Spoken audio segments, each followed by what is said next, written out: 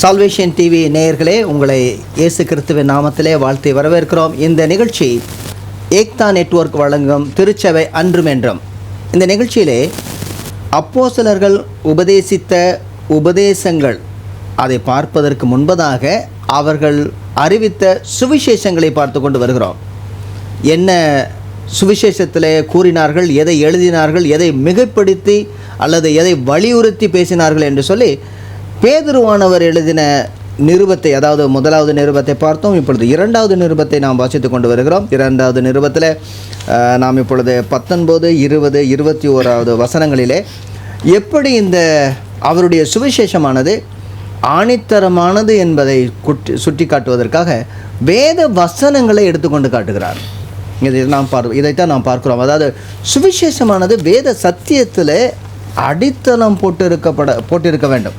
அதாவது நம்ம சபைகளில் சாட்சி சொல்லும் பொழுது அன்றாடு நடக்கக்கூடிய சாட்சிகளை சொல்லுகிறார்கள், நல்லதுதான். ஆனால் அவர்கள் சாட்சி சொல்லும்போது, அதாவது ஞானஸ்தானத்திற்கு முன்பதாகவோ அல்லது எந்த சாட்சியும் சொல்லும் பொழுது விசேஷமாக சுவிசேஷம் அவருடைய சாட்சியிலே இருக்க வேண்டும். சுவிசேஷம் இல்லாத ஒரு சாட்சி இல்லை. அதே போல் நான் பிரசங்கம் பண்ணும் பொழுதும் சொல்லுவேன், சுவிசேஷத்தை சொல்லாத பிரசங்கம் இருக்கவே முடியாது, இருக்கக்கூடாது. ஏதாவது ஒரு இடத்துல, எந்த இடத்துல நீங்கள் பேசினாலும் சரி, அதை எந்த சூழ்நிலையில் பேசினாலும் சரி, சுவிசேஷத்தை ரொம்ப சுருக்கமாக 2 நிமிஷத்தில், இந்த இயேசு கிறிஸ்து அவர் தேவனுடைய குமாரனாக இந்த உலகத்திற்கு அனுப்பப்பட்டார், அவர் இந்த உலகத்தில் வாழ்ந்தார், வாழும் பொழுது அநேக நன்மைகளை செய்தார், அவர் அபிஷேகம் பண்ணப்பட்டவராக இருந்தார், அவர் மேசியா, அவர் பிசாசு பிடித்தவர்களை சுகமாக்கினார், அவர் வியாதியஸ்தர்களை அவர் சுகமாக்கினார், அநேக உபதேசங்களை கொடுத்தார். ஆனால் என்னுடைய பாவத்திற்காக அவர் சிலுவையிலே அறையப்பட்டு மரித்தார், அவர் இரத்தம் சிந்தினார், என்னுடைய பாவத்திற்காக அடக்கம் பண்ணப்பட்டார், 3ஆம் நாள் அவர் உயிரோடு எழுந்தார், என்னுடைய நியாயத்திற்காக. அவர் தன்னுடைய சீஷர்களுக்கு அவர் தரிசனமானார், 40 நாட்கள் அவர்களோடு கூட இருந்தார். பின்பு வானத்துக்கு எடுத்துக்கொள்ளப்பட்ட அதே இயேசு கிறிஸ்து உயிருள்ளோரையும் மரித்தோரையும் நியாயம் தீர்க்க திரும்ப வருவார். ஆனால் அவருடைய நாமத்தினாலே எனக்கு பாவ மன்னிப்பு உண்டு. இந்த பாவ மன்னிப்புடைய நிச்சயத்தை கொண்டு நான் ஞானஸ்தானம் பெற்று சபையில் இணைந்திருக்கிறேன், பரிசுத்த ஆவியானவராலே நிரப்பப்பட்டு இருக்கிறேன், சபையின் ஐக்கியத்தில் இருக்கிறேன், கிறிஸ்துவுக்கு ஸ்தோத்திரம், அப்படி சொல்லணும். இது மாதிரியான சுவிசேஷத்தை சொல்லணும். இதை சொல்லுவதற்கு தான் பவுலடியார் பேதுருவானவர் என்ன செய்கிறார் என்றால், அதிக உறுதியான தீர்க்க தரிசன வசனமும் நமக்கு உண்டு என்று சொல்லி ஆரம்பிக்கிறார். 19வது வசனத்தை நாம் பார்த்தோம். 2 பேதுரு 1வது அதிகாரம் 19 பார்த்தோம். 20வது வசனம் 20, 21 சேர்த்தே வாசிக்கலாம். வாசிங்க. வேதத்தில் உள்ள எந்த தீர்க்க தரிசனமும் சுய தோற்றமான பொருளையுடையதா இராதென்று நீங்கள் முந்தி அறிய வேண்டியது.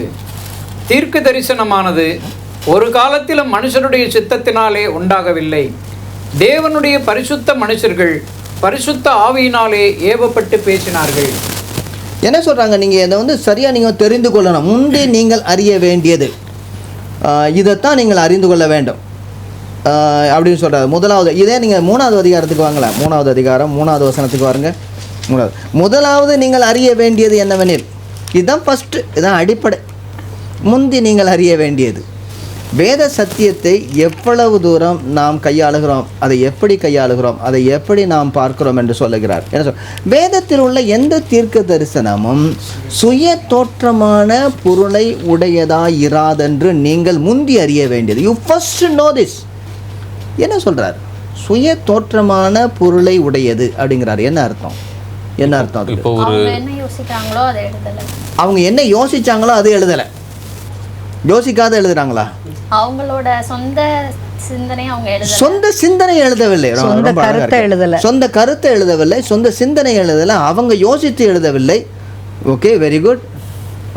தீர்க்கதரிசன சில இடத்துல சொல்லப்படுற அந்த பயன்படுத்தப்படுகிற வார்த்தைகள், உதாரணத்துக்கு நட்சத்திரம்னு சொல்லப்படுற இடத்துல அது நட்சத்திரம் அல்ல, அந்த பொருள் சாதாரண நட்சத்திரம் அல்ல, ஆனால் அதுக்கான மறைவான பொருள்கள் இருக்கிறது. அதாவது சுய மேலான தோற்றமான பொருள் அல்ல அப்படின்னு சொல்றீங்க. சுய தோற்றமான பொருள்னா ஆவிக்குரிய கருத்துக்கள் உண்டு அப்படின்றீங்க. நீங்கள் சுய தோற்றம்னா தன்னுடைய சுயத்தை அவங்க கொண்டு வரல அப்படின்றாங்க. வேற என்ன சொல்லப்பட்டிருக்குதுல? சுய தோற்றமான பொருளை உடையதா, ஒரு திடீர்னு உதிச்ச மாதிரி காரியம் அல்ல, ஏதோ திடீர்னு உதித்ததில்லை, இல்லை. அது தேவனுடைய சித்தத்தின்படி அது முன்னறிவிக்கப்பட்ட காரியங்கள். அதாவது ஏதாவது ஃபேஷனாக வந்தது, அதாவது ஃபேன்சி இல்லை, ஆனால் தேவனுடைய திட்டத்தின்படி நடக்கக்கூடியவைகள் அப்படிங்கிறீங்க. பரத்திலிருந்து வந்தது, பரத்திலிருந்து வரக்கூடியது அப்படின்றீங்க. வேற என்ன? சுய தோற்றமான பொருளை உடையதல்ல. இங்கிலீஷில் போட்டிருக்கும் போது is not for the personal interpretation இருக்குது. Is not for the personal interpretation, individual interpretation. நமக்கு தேவைக்கு தகுந்த மாதிரி அதை வந்துட்டு ரெஃபர் பண்ண முடியாது, ரெப்ரசன்ட் பண்ண முடியாது. என்ன சொல்லுறீங்க? நமக்கு சாதகமாக எதையும் மாற்றிக்கிற கூடாது. அதாவது நம்முடைய கருத்தை அதுக்குள்ளே கொண்டு திணிக்க கூடாது, அதனுடைய கருத்தை கொண்டு வர வேண்டும், அதனுடைய பொருளை. பர்சனல் அதாவது ப்ரைவேட். இன்னொரு இடத்துல வந்து is not for the private interpretation இருக்கு. Is not the private interpretation. இந்த ப்ரைவேட் இது ப்ராப்பர்ட்டி கிடையாது அப்படின்னா என்ன அர்த்தம்? எனக்கு மாத்திரம் உரியதில்லை, எனக்கு மாத்திரம் உரியதல்ல, எனக்கு தோன்ற மாதிரி அதை, எனக்கு தோன்றுற மாதிரி அதோட பொருளை எடுத்துக்கிற கூடாது. அந்த வார்த்தையை கூட்டவோ குறைக்கவோ எனக்கு அதிகாரம், அதை கூட்டவோ அதை குறைக்கவோ அதை குலைக்கவோ எனக்கு அதிகாரம் இல்லை. பரிபூர்ணமாக கொடுக்கப்பட வேண்டியதை வந்து நாம் குறைச்சிட்டு நமக்கு ஏற்ற மாதிரியான காரியத்தை சொல்லும் போது அதோட ஒரிஜினாலிட்டி அது இழந்து போயிடும். வேத வசனம் சுய தோற்றம் படிக்கிற மாதிரி அப்படியே எடுத்துகிட்டு போகணும்னு சொன்னால் அது அப்படி கிடையாது. அதுக்கு அது அது அதிக உறுதியான தீர்க்கதரிசனம் முடியாதுன்னு சொன்னால் அது பாஸ்ட், ப்ரெசன்ட், ஃபியூச்சர். எல்லா காலத்திலும் என்ன சொல்லப்பட்டிருக்கோ அது எல்லாத்தையும் நம்ம ஒட்டுமொத்தமாக பார்க்கணும். அது ஒரு பகுதியை மட்டும் பார்க்கக்கூடாதுன்னு சொல்றீங்க. பரிபூர்ணம் உள்ளது, அதை வந்து பரிபூர்ணம் உடையது. அதை குறைச்சியோ அது இல்லைச்சு கட் பண்ணி வேண்டாம் அப்படின்ற மாதிரி எடுத்துக்கவும் முடியாது. சரி, இதுக்கு ரெண்டு கருத்து சொல்கிறாங்க. ஒன்று என்னென்னா, அதாவது தீர்க்கதரிசிகள்லாம் ஒரு ஊடகம்தான். அவங்களுக்கு என்ன நடக்க போகுதுன்னு தெரியாது. ஏதோ திடீர்னு ஒரு கனவு வந்துச்சு, ஒரு ஒரு தரிசனம் வந்துச்சு, அவங்க புரிந்தோ புரியாமலோ அதை எழுதி வச்சுட்டாங்க. அவங்களுக்கு தெரியாது, அவங்களுக்கு வெளிப்படுத்தப்பட்டதை அப்படியே எழுதிட்டாங்க, அவ்வளோதான். அவங்க மைண்டு ஒர்க் பண்ணலை, ஒன்றுமே இல்லை, அவங்க அப்படியே டிக்டேட் பண்ண அப்படியே எழுதிட்டாங்க. பரிசுத்த ஆவியானவருடைய கட்டுப்பாட்டுக்குள்ளே அப்படியே வந்து முழுசாக கண்ட்ரோல் பண்ணி அதை இன்ஃப்ளூயன்ஸ் பண்ணி அவங்க மைண்டே யூஸ் பண்ணாமல் அப்படியே பரிசுத்த ஆவியானவர் கொடுத்த வார்த்தைகளை மட்டும் அப்படியே எழுதிட்டாங்க. கொஞ்சம் அழுத்தம் திருத்தமாக சொல்லும் போது கொஞ்சம் யோசிக்கிறீங்க. முதல்ல ஆமாம் நீங்கள் அப்படின்னு ஒரு கூட்டம். இன்னொரு கூட்டம் என்ன சொல்கிறாங்க, இன்னொரு பகுதி என்ன சொல்கிறாங்கன்னா,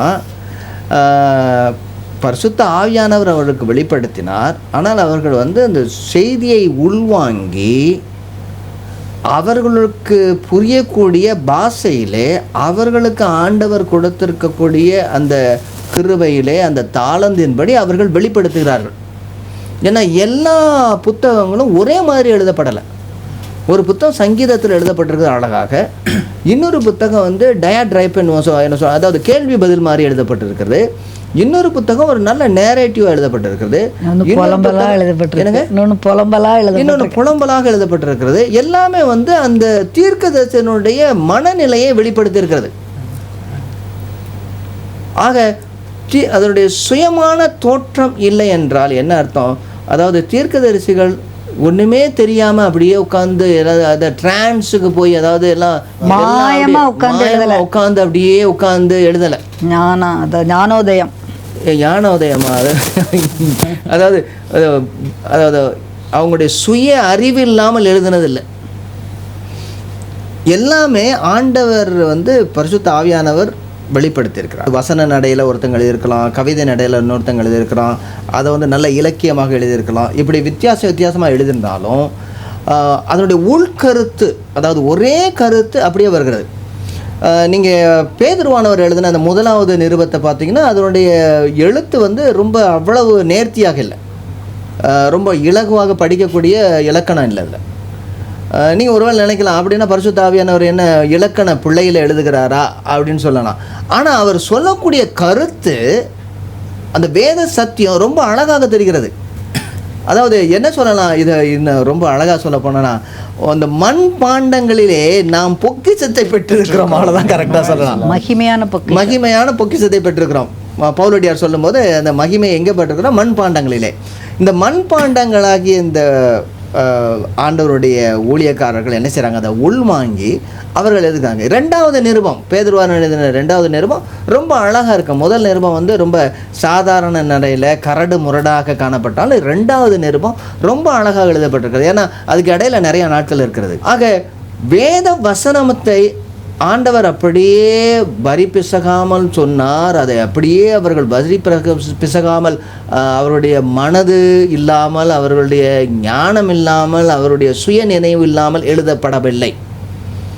வேத வசனத்தை அப்படியே உள்வாங்கி புரியக்கூடிய பாஷையிலே, மனிதர்களுடைய புரியக்கூடிய பாஷையிலே எழுதி வைத்திருக்கிறார்கள். வெவ்வேறு பாஷைகளில் எழுதப்பட்டிருக்கிறது, வெவ்வேறு நாட்களில் எழுதப்பட்டது, வெவ்வேறு காலகட்டத்தில், வெவ்வேறு அரசியல் சூழ்நிலையிலே, வெவ்வேறு இடங்களில் எழுதப்பட்டிருக்கிறது, வெவ்வேறு மக்களுக்கு எழுதப்பட்டிருக்கிறது. ஆனால் இதைத்தான் நீங்கள் ரொம்ப அழகாக பார்க்கணும். என்னென்னா, இந்த கேனான் என்று சொல்லக்கூடியது ரொம்ப அழகாக அடுக்கி வைக்கப்பட்டிருக்கிறது. இது வந்து ஒரு முத்து மாலை மாதிரி அப்படியே, அதாவது ஒவ்வொரு முத்தும் கோர்க்கப்பட்டு இருக்கிறது. எந்த முத்து எப்படி அழகாக வைக்க வேண்டும் சொல்லி பரிசுத்த ஆவியானவர் ரொம்ப அழகாக வைத்திருக்கிறார். எல்லாமே ஒரு ஸ்ட்ரிங்கில் எல்லாமே வருது. ஒரு ஸ்ட்ரிங்குக்குள்ளே அந்த மாலையானது, அதாவது பெரிய முத்தை எங்கே போடணும், சிறிய முத்தை எங்கே வைக்கணும், நடுவில் வரும்போது என்ன டாலர் மாதிரி என்ன வரணும், அதெல்லாம் ரொம்ப அழகாக நேர்த்தியாக வைத்திருக்கிறார். க்ரோனாலஜிக்கல் ஆர்டர், அதாவது இதை வைத்திருக்கக்கூடிய இந்த வேத சத்தியத்தினுடைய முறைமையின்படியும் சரி, அல்லது அது எழுதப்பட்டது நாட்களின் முறைமையின்படியும் சரி, ஆண்டவர் பங்கு பங்காக வகை வகையாக வெளிப்படுத்தியிருக்கிறார். இது வந்து யாருடைய யாருடைய தோற்றம் அல்ல, யாருடைய கைவேலை அல்ல. இந்த கருத்துக்கள் எல்லாம் இந்த தீர்க்கதரிசியுடைய கைவேலை கிடையாது. அவங்க தான் யோசித்து எழுதப்படலை. ஆக இந்த பகுதியில் என்ன முக்கியமானது நமக்கு அறிந்து கொள்ள வேண்டும் என்றால், இது எங்கே இருந்து உருவானது, ஊற்றுக்காரணர் யார், அதுதான் முக்கியமாக அவர் பேசுகிறார். ஏன்னா இதுக்கு முன்னாடி இந்த கள்ள தீர்க்கதரிசிகள் என்ன செய்வாங்க, அந்த கட்டுக்கதைகள், வேத புரட்டுகளை கொண்டு வருவாங்க. அதுக்கு முன்னாடி பார்த்திங்கன்னா, நாங்கள் தந்திரமான கட்டுக்கதைகளை பின்பற்றுகிறவர்களாக அல்ல, 16வது வசனத்தில் சொல்கிறார். இப்போ இங்கே வரும் பொழுது, இங்கே நாங்கள் இதை ப்ரொடியூஸ் பண்ணலை, இதை நாங்கள் வந்து உற்பத்தி பண்ணலை. வேத வசனங்கள்லாம் என்ன பண்ண விட்டுருக்கிறதுனா, தீர்க்கதரிசியாக மனுஷர்கள் அவருடைய சித்தத்தினாலே உண்டாகவில்லை. 21வது தீர்க்க தரிசனமானது ஒரு காலத்திலும் மனுஷருடைய சித்தத்தினாலே உண்டாகவில்லை. தேவனுடைய பரிசுத்த மனுஷர்கள் பரிசுத்த ஆவியினாலே ஏவப்பட்டு பேசினார்கள். எல்லாம் நிறைய ரொம்ப அழகா இருக்குல்ல. பரிசுத்த வசனம், பரிசுத்த ஆவியானவர், பரிசுத்த மனுஷர்கள், 3 எலிமெண்ட். இந்த 3 கரணிகளும் சேர்ந்திருக்கிறது. கவனிச்சிங்களா? அதை 3 கரணிகள் என்ன ஒன்று, தீர்க்க தரிசன வசனங்கள், தீர்க்க தரிசனுடைய ரகசிய வெளிப்பாடு அவருக்கு வெளிப்படுத்தப்பட்டது, அந்த வேத வசனங்கள், 3 கரணிகள். தீர்க்க தரிசனங்களோட தனிப்பட்ட வியாக்கியானம் அல்ல. இதே போல் இன்னொரு பகுதியை நீங்கள் எடுக்கணும். அதாவது it's not for the personal interpretation அப்படின்னு. அதாவது எந்த வேத வசனத்தையும் நான் தனியாக தியானித்து, நான் தனியாக வேத வசனத்தை நான் வந்து வியாக்கியானம் பண்ணி கொண்டு வரேன்னு சொல்லக்கூடியவர்கள் நிறைய பேர் கள்ள போதகர்களாக இருப்பாங்க. Wrong interpretation.